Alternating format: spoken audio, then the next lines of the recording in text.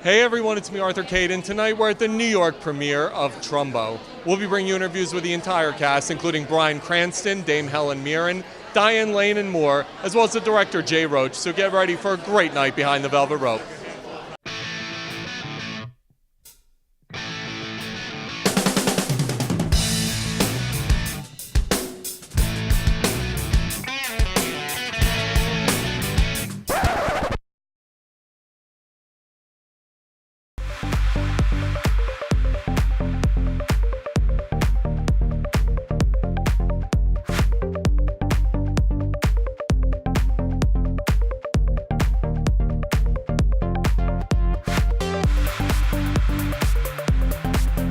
First of all, Bryan, you're wearing the pin. How cool is that? My little guy. I love that. Everyone has the pins on tonight, I noticed. Well, most people do. Special people.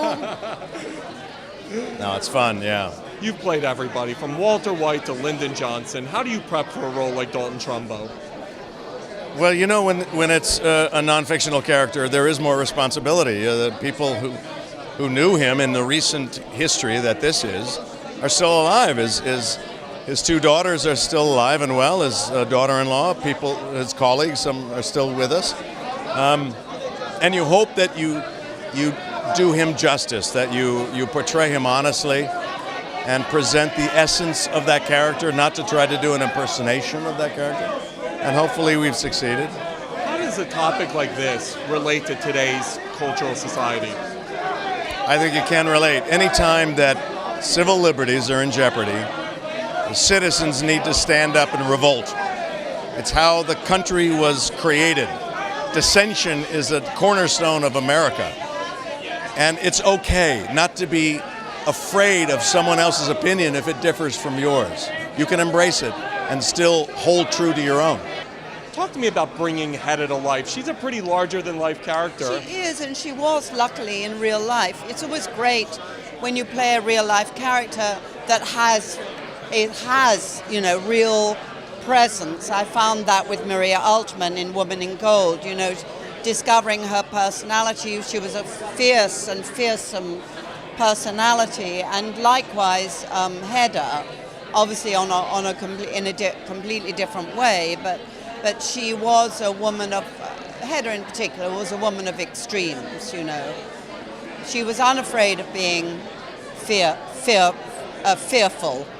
Not fearful, fear-mongering. She was unafraid of being fear-mongering. She called her house the house that fear built.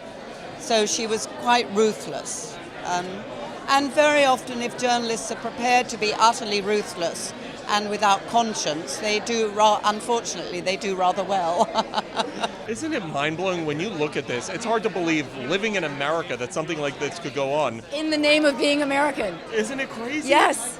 When you were partaking in it, what were some of the learnings you took away, things that you couldn't even believe?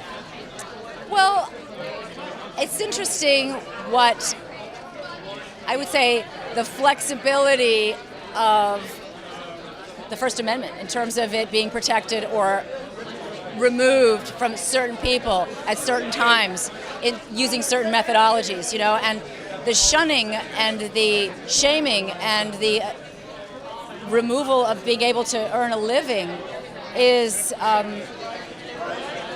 you get to see the whole impact in our story, and it's beautifully done. I'm very proud. You're in 2 movies now depicting 2 very unique and controversial figures, Steve Jobs, obviously, and Dalton Trumbo. Talk to me about either the similarities or the differences between telling those 2 stories. Well,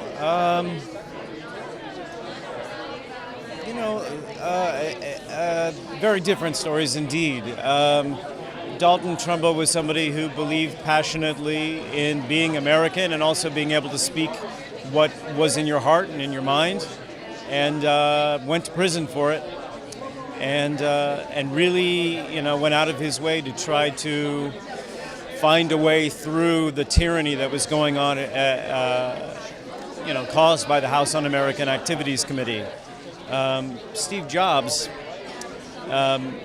was also a very single-minded individual in a very different way, and was, I guess, very much about trying to get the best out of everyone. As you dig into it, you really get into his life. Yeah. What were some of the things you learned that you didn't know about? I did not know that the impetus to have Congress come out and investigate Hollywood did not come from Congress. It came from directors and writers and people like Sam Wood, Hedda Hopper, who was a gossip columnist, invited Congress to come and clean up Hollywood. And I think it was a lot of people sort of trying to make a name for themselves by seeming more patriotic and more anti-communist than the next person.